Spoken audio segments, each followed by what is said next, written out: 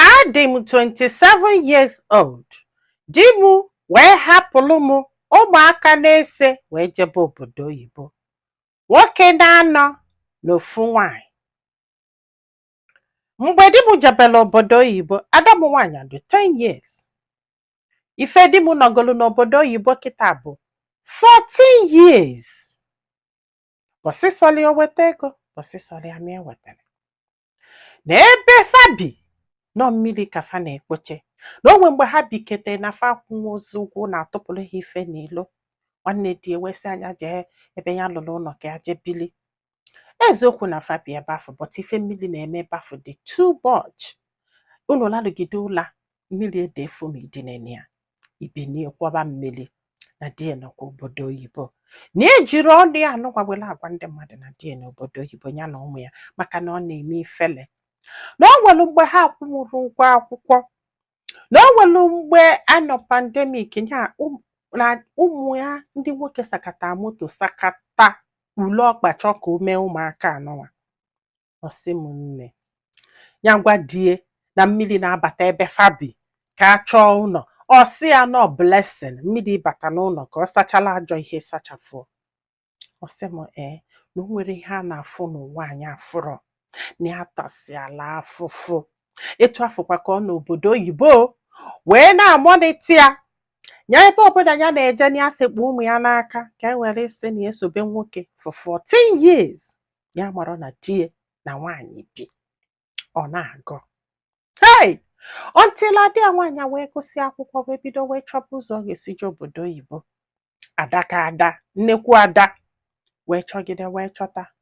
Work permit ka o ji wee jebe. Ịghọtago? Ọsị bụ nne ka adị ya nwaanyị alụrụ wee bụ na papi ya na nwaanyị bụ. Papi ya wee daa na ana wee yọbịa sị anyị agwa na mami ya na ya na nwaanyị bi n'ụlọ. Adị ya nwaanyị akwelu maka na ọ chọrọ nsogbu. Ọsị m this girl maka na ife ọ nọlụ ka o lụrụ na-achọ ọlụ. Oche ma ọlụba ọlụ ozugbo mara na olu ọ chọba ọlụ. O wee chọgide ọlụ. Ọsị m kwa mbọsị nwaanyị a rigola adị ya na-akwụ ya iyi papi ya ga-anọkwa. Kwa mbọsị olibe nni ọsị a na ọ bụrụ etu esi eli nni ebe a. Okwugheli ọnụ ọsị a kedu ife mami ya na-eweta na tebụl.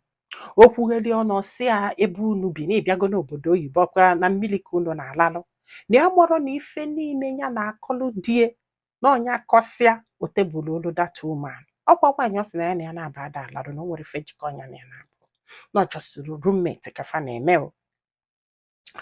Ha wee were adị ya nwaanyị wee na-eme ihe sọlị ya. This girl na-edi. Ma still the girl agwara ya o. Ma still the girl agwara ya. Ọsị m ọkwana ya o. Na ọka adị ya nwaanyị bịalutezi wee nweta ọlụ. Ebe afọ ka onye na ụlọ nọ wee gụba die for the first time after 14 years. Ọsị m nne. Adị ya nwaanyị wee nweta ọlụ wee lụba ọlụ. Unu ama na di ya emegele ọnụ gwa adị ya nwaanyị na ọ ga na-enye 1,000 euro every month n'ife ọ na-alụta. Na ọnya kpọtara ya obodo oyibo. Na ya nyere aka wee gba flight o ji wee bịa obodo oyibo na ọ ga-akwụghachi ụgwọ niile ya tiri n'isi o wee bịa obodo oyibo. Ihe papa mmadụ na-agwa mmadụ. Ọsị m kedu ife n'ihe adị ya nwaanyị ga-eme. Adị ya nwaanyị bido nyebe ya ego. Ọsị m na ihe a ji wee gbalụ bụ na ụlọ one day ya na adị ya nwaanyị na-ekwu na fon. Ya wee nụ ka nwaanyị na-aba mba n'azụ. Ya wee chụpụ adị ya sị ya nne ka ezi onye na-aba mba ọgọnwa ozi. O wee sị ya na papi ya na nwaanyị bụ. Ya biko ya agwakwa na papi ya na ya kwuru. Ọsị m hey! Na ekwu nwere okwu ya agba nkịtị. Ya still nye ezori ya maka na ya chọrọ ka fa nwee nsogbu. Ọsị bụ na ọ na this year 2000 and adị nata for the first time ka adị abịala obodo oyibo. Dị wee nata kamupin ogoterelie na si ife o ji wee nata wụ chocolate. O wee nata wee bata na nkafa bi. Wee sị ya ngwa na kafa lala ụla. Ọsị m this man sị oyo na ya ma nlalụkwa ebe a na chukwu ama nkwekwe. Wele ọsọ mele ọsọ gbapụ sị na ya mara na etu a ka ebe a dị. Na ya mara na etu a ka ebe a dị. Why na fa na-esendeli ya everything. Ọ masị ha bele ebe afọ no blessing. Ọsị m nne nwoke a na hotel. Ọsị m mana this man jesele bata ya na ya na-abụ nwe obele okwu ọkwadobe itinye ife o. Sị m nwe obele okwu ha nwere this man manite itinye ife. Maybe ife ọ na-etibie before wee jebe obodo oyibo. Ụmụ nwoke wee ghanyite si ahụ ayo onye ka ịbụ metụ nwaanyị a aka anya pigbuo gị aba ma ife bụ 14 years. Nwoke ebidokwe baba sọpịtọsi ụmụaka na ọ zụrụ ụmụaka azụ si o mebisiela ụmụaka.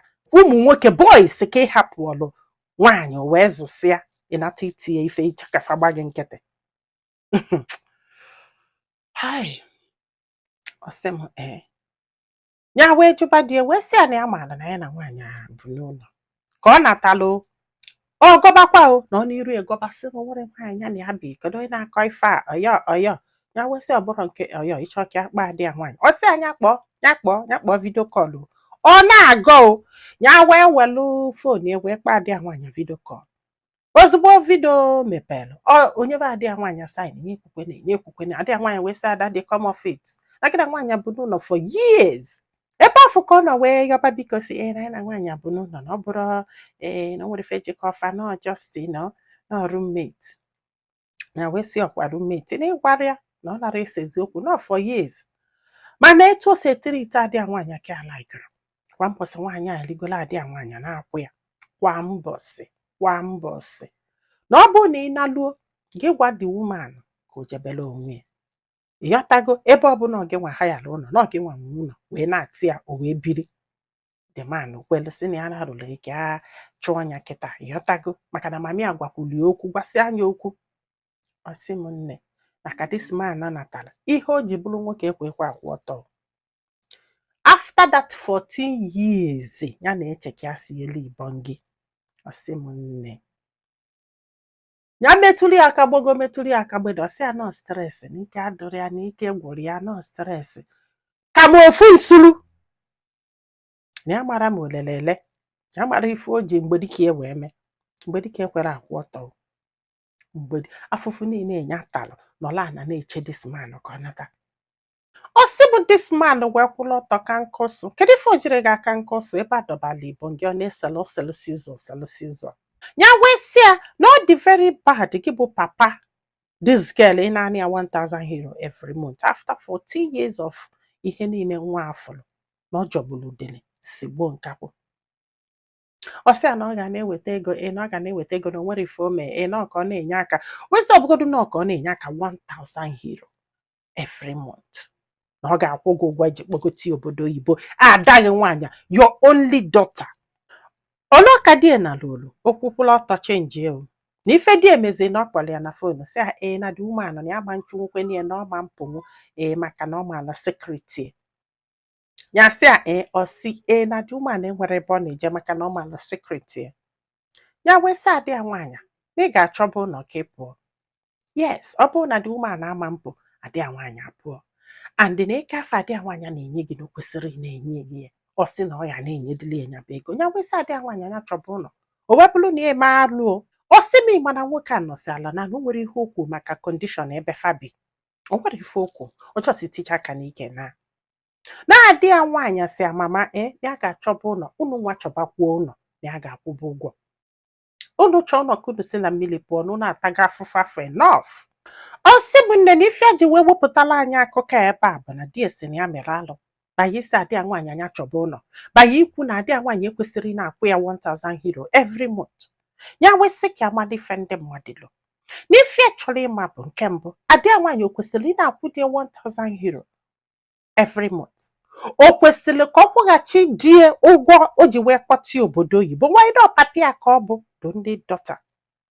That is number 1. Number 2 ụlọ ya si adị ya nwaanyị anya chọọ ka ọ pụọlụ this woman maka na di ya ga-anọlụ nwaanyị a na-akpọ nwa ya nwaanyị lezi na o nwere ife a na-akpọ mmadụ ọ nara akpọ nwa ya nwaanyị mana duto na ọ ga-adọbalị di igbo gị n'abalị di agba nkịtị to the point na onwe nke ọ megidela adị ya nwaanyị ọkpọ eke ọkpee ka eke bịa mana mgbe afọ na di nọ Naija eke bịa setụlụ ọlụfa ọkwa ifugo bifo nya wesị anya chọba ụlọ di wee na-esi ọnwụ na-asị na o kwesịrị ịchọ ụlọ na o kwesịrị na-eweta the money na o kwesịrị ibu na o kwesịrị ịkwụ ya ụgwọ.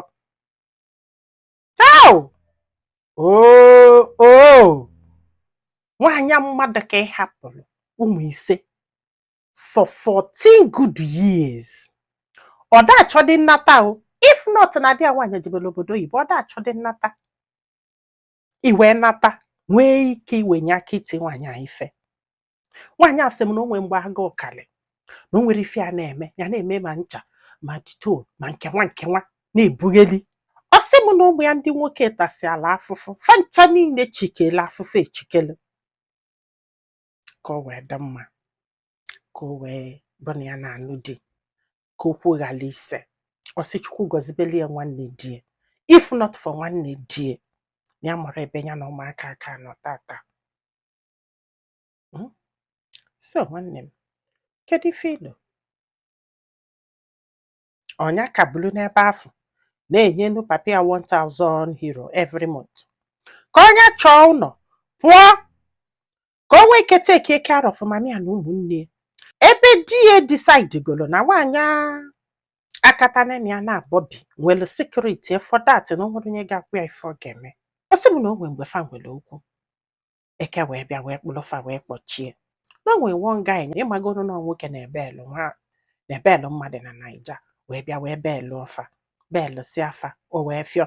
Ọ sị na dị manụ na-akwụ na o nwere ife jikọ ọfa na fa na-esi Ibonyi, osikwe nke ọ pụọ nka, osikwe nke ọ pụọ nka. Onye na-akọ ife a ya na nwaanyị bikwe n'ụlọ n'ofu rumu.